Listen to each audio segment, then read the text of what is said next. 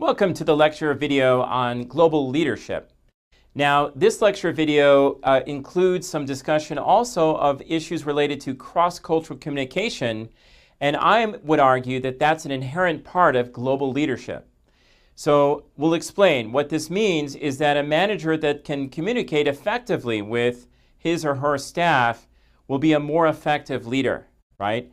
And so if you can persuade people to get certain tasks accomplished more effectively, if you can communicate what needs to be done, and if you can communicate, how to do this successfully, that will make you a very successful leader as well. So that's why when we talk about global leadership, we always include some discussion about cross-cultural communication. So let's turn to this now. I wanted to talk about a very famous scholar with a very unusual name, Geert Hofstede. And he came up with a very interesting concept called the 6 dimensions of culture. And so what Geert Hofstede did, now he had been working as a consultant for IBM in the 1960s. And his research continued into the 1960s and the 1970s. He later became a very world-renowned, famous professor, of course, based on this kind of research. And what Geert Hofstede discovered is, at least in his way of approaching this, there were 6 dimensions or 6 ways to measure a country's culture. And by culture, what he meant was the way in which people interact, the way in which managers deal with staff. That's what he was talking about, sort of the business culture of various countries. And he said we can look at this from 6 different dimensions, six different ways of looking at this. And so I think this has become incredibly important, very significant throughout the world. This is still talked about all the time, believe it or not. People are still referring to the Hofstede's dimensions of culture. And so I think it's important for every manager, every global manager, to know about this. And so let's think about this, what he said. So let's look at what he said. So basically what he was saying was one of the important dimensions, and this is especially relevant for managers now, dealing with their employees, with their staff, an important aspect is the power distance. And this is the degree to which a person accepts or questions hierarchy or authority. So I'm going to underscore this power distance is one of the most important dimensions, because this is the degree to which a person accepts or questions authority. Now you can imagine as a manager, that would have some implications, right, on your management style. You might have to adapt your management style depending on the country where you're in. If there's a high power distance, that means a high power distance means a person accepts hierarchy, is ready to accept, whatever you say, boss, I'll do it, right? But in a lower power distance country, people might question authority. And so that would affect the way your approach to management in a country like that, right? Individualism. So this is another important aspect, the degree to which a person has an I rather than a we orientation. So, there's a famous saying, an African saying, I am because you are, right? So that we're all part of this. We're all part of this as a group. We want to achieve something together collectively.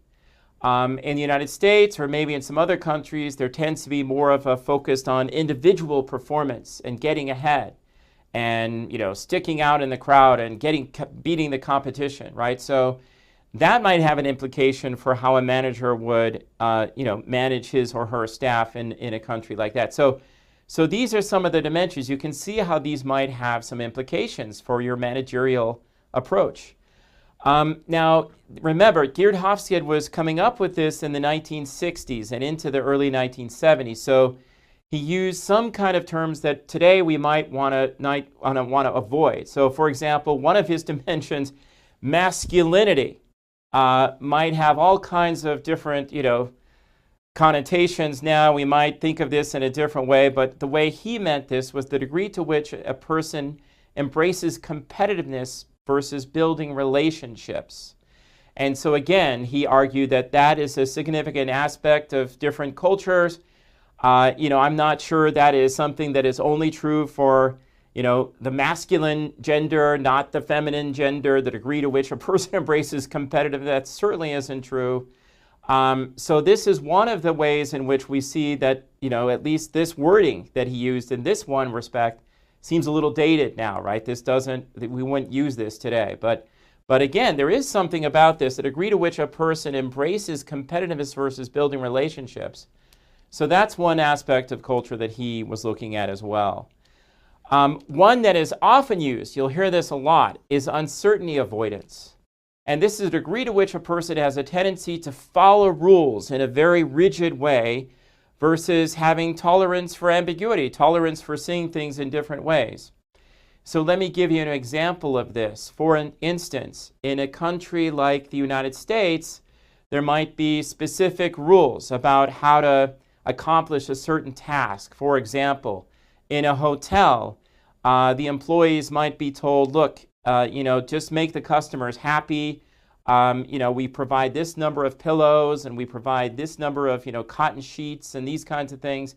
So people in the United States might say, well, wait a minute, there might be other ways to make the customer happy. Maybe if the customer wants 3 pillows, I'd be happy to give it to them, right? If the goal is to make the customer happy in any way, then, there's some ways we can be a little flexible in some ways, right? But in a country where there's a lot of uncertainty avoidance, in a country where a person has a tendency to follow the rules in a very rigid way, they might, even if a customer says, really, it would help so much if we had a 3rd pillow, the employee might say, no, the rules say 2 pillows, no pillow for you, right? So you could see that might have some implications, right, in how successful a hotel might be in attracting tourists and that kind of thing. So this is why this becomes an important aspect. That's just one example, but you can see how this would be an important aspect of a country's business culture, the extent to which it has a high degree of uncertainty avoidance or does not. So long-term orientation, a degree to which a society embraces long-term devotion to traditional values, right? And so you're thinking in terms of the long term. Some people say that in China, people are negotiating, they're thinking hundreds of years instead of the next quarter, as we often do in the United States. So that is a cultural dimension that Hofstede was trying to get at, right? And then this other last one here, indulgence versus restraint, is very interesting. Degree to which a person enjoys life and has fun, believes that he or she is in control of his own life and emotions. So that one is a very interesting one as well. So you can see that these were to be some ways that you could measure culture. Now, Geert Hofstede, what he did is he did extensive surveys where he measured this, right? He did various countries. He went to various countries. He interviewed managers. He did these survey research that he did. Now, we could say, okay, well, wait a minute. Sometimes, these things might change based on economic circumstances. Maybe there's more than just culture. Maybe culture can change if, certain government structures change. I myself would tend to argue that, right? But at the same time, we have to acknowledge that when you go to different countries, there definitely is a different culture at times, a different approach to some of these things. So there is something to this. And so in any case, this is something that all managers that really are successful global managers are aware of this. They know that this is definitely true. They at times have to change their managerial style depending on the culture of the country where they're in. And so this, the Hofstede dimensions can actually be a useful thing to know. So now another famous scholar, the US scholar Edward Hall, also developed some concepts, and his concepts are still talked about today. High context versus low context is a very important concept. This says high context cultures communicate with implicit meanings, with more information than conveyed with the spoken words. In contrast, low context cultures communicate in a very direct, blunt way, right? And there's nothing implied. You just listen to what the words say. And so you can imagine in a high context culture, and in my opinion, I travel a lot in Latin America. I think that we see some of this high context culture, right? Sometimes you'll say to someone, hey, can we have that report done by Thursday? And they'll say, oh, yes, yes, yes. Can you meet with me next week? Oh, yes, yes, very nice. But it may not necessarily mean yes, right? People are being very accommodating. They're so nice. But you have to pay attention to the implicit meanings, to the context. Maybe the person really is meaning, no, we can't have it for you, but they are saying something different. So that would be a high context sort of situation where you need to pay attention. Wait a minute, do they really mean they can do it, or are they just saying that and I should look at their body language? Maybe they aren't looking at me directly. Maybe they're giving some other indication that, they're just trying to be nice and friendly and they can't really meet with me next week. So in a low context culture, the communication might be very direct and blunt. And so in the United States, you might say to someone, oh, can you have that for me by Thursday? And they'll tell you, no, of course not. Can't you see we're backed up? There's no way. So I think that this is the kind of difference that Edward Hall was trying to get at with this concept of high context versus low context. Monochronic versus polychronic. Monochronic refers to a person that is very strict about schedules or time, that adheres to a strict schedule. So monochronic cultures value being on time. Polychronic cultures think that this is less important. A person from a monochronic culture will complete tasks sequentially in one step after another. A person from a polychronic culture might try to do many things all at once, right? And so this, again, can have implications, right? And so, again, people might be more relaxed about time. And so, again, from my own experience, at least my own experience has been in these polychronic cultures where people have a more relaxed idea about time. And if they say, come around 8 o'clock for my dinner party, what they may actually mean is, we don't expect you here at 8. We expect you to come, at 9 or 9:30 at least, right? Because I was pretty relaxed about the time. So that it would be the difference between a monochronic versus a polychronic culture. The polychronic has a more relaxed idea about time. Monochronic, very rigidly adhering to strict schedules. And it's a stereotype, but people say this is true often in Switzerland, that the trains always run on time, those kinds of things. So again, sometimes what is disturbing at times about these cultural concepts is sometimes people can say, well, that applies to the whole country, that applies to the whole culture. And I personally have seen, right, countries change, the government changes, the rules of the economic rules in a country are different. People can get ahead based on being on time. They can get ahead based on saying exactly what they mean, and suddenly you see a shift in the culture. At the same time, there clearly are cultural differences. It's very obvious. The minute you go and visit various countries, you see the cultural differences. So in speaking about this, we often hear managers refer to these high context versus low context. Sometimes you'll hear a reference to the monochronic versus polychronic, but that's what people are referring to when they use these terms, okay? So I think what is interesting, if we go back to the Hofstede dimensions, I'm going to give you this example of France versus United States, and I think this is very interesting. And here I am being monochronic, taking a quick look at my watch to make sure that I'm finishing this video on time. I don't want to make it too long, right? But I did want to give you this example. That Hofstede's dimensions, France versus the United States, he did a measurement, right? In a country that is, the highest power distance would be 100, the lowest would be 0. And if you look at this dimension from comparing France versus the United States, you see France has much higher power distance. And if we go back to what does that mean, the degree to which a person accepts or questions authority.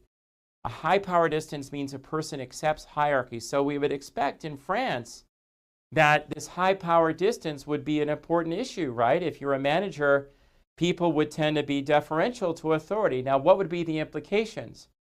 You might ask people, okay, hey, is everything okay here in the manufacturing plant? And especially lower level workers on an assembly line might say, well, yes, of course, yes. They might not tell you, we're going to be deferential to the big boss, right? And so there could be this hierarchy, this deference for authority. Whereas in the United States, people, even a lower level employee might speak up and say, no, there's a problem. I want to tell you what the problem is, and tell the manager right away. And so I think that is where the difference between this high power distance versus lower power difference.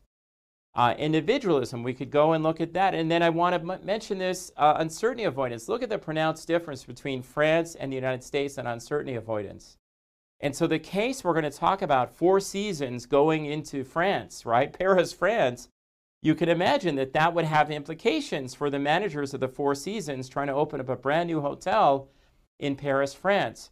In a country where there's a lot of uncertainty avoidance, a company like Four Seasons, which expects the employees to think for themselves and always, treat the customer as first, and the customer is always right, and do anything you can to please the customer within reason, of course. If the customer wants 3 pillows, you give the customer 3 pillows, right? In France, that was going to be difficult for the managers to instill this kind of thing into the staff, given the very different nature of Four Seasons' approach compared to the French culture. It has other kinds of implications. We think of, for example, a company like Intel from the United States, Intel Corporation. And Intel Corporation prides itself on what it calls its culture, corporate culture. And corporate culture, by the way, an organizational culture or corporate culture refers to the norms, the values, the things that a company considers to be important and wants to instill, wants to train its employees to feel, right? So Intel, one of the things it values a lot is for employees to speak up if they see a problem or if a manager isn't doing something right. They want the employees, even lower level employees, to speak up. So Intel teaches its employees something called constructive confrontation. Hey, if your manager calls a meeting and doesn't tell you within the first, few minutes, like the purpose of the meeting, you should get up and walk out. Or at the bottom line is, if you see a problem, you should speak up. A constructive confrontation, so we can avoid mistakes, and the manager wants to know, right? So in the United States, this sort of corporate culture, these sort of values and things that Intel values are easy because that, in the United States, there's a low level of uncertainty avoidance. People have no problem challenging authority. But in a country like France, you can imagine it might be more difficult. In a country like Costa Rica, where Intel went and put its manufacturing plant, they had a real challenge in trying to get across that value that they put so much attention to, the constructive confrontation. So what I think is interesting is some authors have taken some of Hofstede's concepts and they actually made a little comparison tool where you could actually use this. And I'm going to try to do this. We'll see if this works. I have it set up already. You see, you can just try it for yourself. If this doesn't work, try the website. And you can actually go and look at this comparison tool. And essentially, you don't have to buy anything to try it. But basically, the idea is this very interesting tool. And this organization, this company that's put this out, has some very interesting tools. But what they try to do is just put the amazing Hofstede insights into this comparison tool where you could plug in the country and then you could get a reading right away of what that country, how that country scores in terms of its, so let's try if we can try this. And I'm going to see if this works. And so I'm going to put in, let's put in Costa Rica. And then you see the scores. You see this? And then you can compare it with the United States. And you see, look at this. So on power distance, let's look at the uncertainty avoidance. Do you see Costa Rica very high? In fact, the same score as France. The United States much lower. And so again, this is where people are used to following the rules in a rigid way. And this, of course, we can't apply this to the entire country, the entire culture, as these concepts like to do. But you could generally say perhaps there is more of a tendency in Costa Rica for at least lower level staff on an assembly line would be more inclined to follow the rules in a rigid way. Whereas in the United States, where there's less uncertainty avoidance, a much lower score in that, people might say, wait a minute, I think there's a way to do this better. I could do this more easily, or I question, the authority, or I want to report there's a problem, right? And so you can see how different this is. I think it's also striking. You might notice you can play around with this and plug in your own countries for this. But I wanted to call your attention to the differences between France and the United States, and I provided that in the PowerPoint, and I want to go back to that now. And so now you can see when we talk about some of these things in the case on Four Seasons Goes to Paris, why this would be such a big deal. Now, one last set of concepts I wanted to talk about is this whole idea of the global mindset. And this was developed by Mansur Javadin, Mary Teeguarden, David Bowen, all Thunderbird professors. Professor Mansur Javadin teaches in this program, I do believe. I think you're going to see him at some point. Professor Teeguarden is now the Dean of Faculty of Thunderbird. Professor Bowen has retired, but he is a wonderful emeritus professor at Thunderbird. So they came up with this concept of global mindset. And so the idea is, how effective would a manager be working overseas? And the idea was that we can test that by seeing how much of a global mindset the manager has. And they broke this down. These three professors who came up with this concept broke this down into three components. Intellectual capital is simply the knowledge of different countries and how they do things, and the political and the economic aspects of doing business in those countries. The psychological capital is that manager's emotional capacity to adjust to living abroad. And social capital is the ability to bring different groups together and to get things done in another country. And so you can see that a manager that would have all of these components might be very successful in an overseas assignment. And so, in fact, Professors Javadin, Teeguarden, and Bowen came up with a way to measure that. And that they have the global mindset inventory. And so this test is given to students at Thunderbird when they begin. It's given to managers to see if they would be successful working overseas. And what we have learned is that there are ways to improve one's global mindset. And in fact, we like to measure when Thunderbird students enter what kind of score they get in the global mindset inventory when they leave, if that changes. And we expect it to increase, and it does. We find that it does.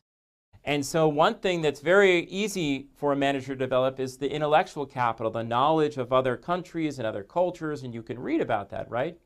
Psychological capital, the emotional capacity to adjust to living abroad, sometimes that might be something more that you're born with, or maybe you go on some various kinds of experiences and you develop that over time. But social capital, again, the ability to bring divergent groups together, well, I think some of that can be trained because, again, if you learn how to communicate more effectively and you learn how to adapt your managerial style to different cultures, you can be more effective at that. So global mindset is something that can be developed, and effective global managers can be trained. And we believe firmly, of course, at Thunderbird because we're in the business of doing that. So that's a very interesting concept. And this article in Harvard Business Review, making it overseas became one of the most successful, most sought after articles of all time for the Harvard Business Review. Okay, so now we're ready to talk about this case discussion. I'm going to let you talk about it on Yellow Dig, and there may be some questions, who knows, on the quiz or exam on this. But essentially, these are the study questions, and these are some pretty basic questions. What is it like to stay at a Four Seasons hotel? You get that from reading the case, that it's a very luxury hotel, very amazingly nice. And what has made this Four Seasons successful over the years? It's not just the wonderful marble bathrooms and the beautiful, luxurious accommodations, but also the service, the amazing service. And they pride themselves, in fact, their corporate culture, the organizational culture, the norms and the values that they put as most important for the organization, the way they hire their staff, are to find people that really will be successful at anticipating customers' needs. Even before the customer asks for something like more pillows, they'll say, would you like more pillows? What can I help you? What can we do? So this kind of thing is what makes Four Seasons so successful. And that sort of service quality isn't something that is easy to duplicate, right? And especially if you're in a country, maybe you're in a new country, Four Seasons is a Canadian company, but maybe they went to a country where there's a lot of uncertainty avoidance, where the employees are not used to just anticipating customers' needs or even being flexible on the rules. And maybe they're not even used to smiling a lot to customers in the hotel. Well, Four Seasons would have a challenge. So to change the corporate, this is its corporate culture, the norms and value systems of the organization, that's what made it successful. But how do you do this? How do you hire employees? It becomes a human resource strategy. It becomes a leadership issue for the manager of the Four Seasons. And these kinds of things, some of the lessons of this case, I mean, anyone can learn. You can apply this If you're managing a restaurant, you could apply some of these lessons, I think, right? So the question I have for you, how do you feel about the way the Four Seasons entered the French market? What was good about its entry strategy? Do the lessons of this case, I think there are some pretty clear lessons of this case, apply to entering markets in other countries. And so what are the implications of this? And so we see that the key thing that makes Four Seasons successful is not just these wonderful, great locations, great restaurant, but the intangibles, the service quality, the golden rule that they pride themselves on. Treat others as you would like them to treat you. Engage with the customers and smile, right? And so in Paris, France, that wasn't necessarily the priority for most of the hotels when Four Seasons entered. And so this was something that Four Seasons was going to find to be a challenge. And so the challenge, imagine you're the manager of the new Four Seasons in Paris, France. What a great job, right? This is a wonderful job. But now you have to be successful. Can you implement this service-oriented, anticipatory, customer-oriented culture in a place like Paris, France? How would you do this? Well, what did Four Seasons do? We saw that they used some very effective human resource strategies. And one of the key ones is recruitment and selection of the employees. They tried to find employees that already were very friendly and said, maybe you've got other friends that are like you. They selected not on the basis of necessarily experience, but on attitude. Think of a company like Southwest Airlines, the flight attendants. I know they have very important duties in the air, rescuing passengers and saving lives and so on. But at the same time, a lot of their job is walking up and down the aisle and talking to the customers, passing out peanuts and this kind of thing. So when Southwest Airlines hires people, they hire not so much on this basis of skills. People can learn that, but the basis of attitude. And so that in that kind of service-oriented sort of position, that is crucial. And so I think Four Seasons, when they went to Paris, they knew how important that was. They didn't care so much about experience. Oh, I worked in a hotel 20 years. No, they wanted someone that would be happy and smiling and able to anticipate the customer's needs. They knew this was going to be a challenge. They took longer to train the staff than before. They wanted them to get that organizational culture. They evaluated, Four Seasons evaluates not only the staff, but its managers. In part, look at this, 30% of the manager compensation based not just on profits, but it includes service quality, employee attitude. So these kinds of things, creating an atmosphere where the good employees stay, reducing the turnover, these kinds of things aren't that difficult to understand and implement. They're difficult to succeed with, but in certain countries especially, you could imagine, but this worked and they were successful. And so I think some lessons from this, there's cultural differences should shape your approach to management. Awareness of these differences can make you a much more effective manager. Those are the key lessons of this case. Those lessons, you can take that and apply it and use it in other contexts, not just abroad, but here domestically as well. And this is the final key lessons from this course. Thank you.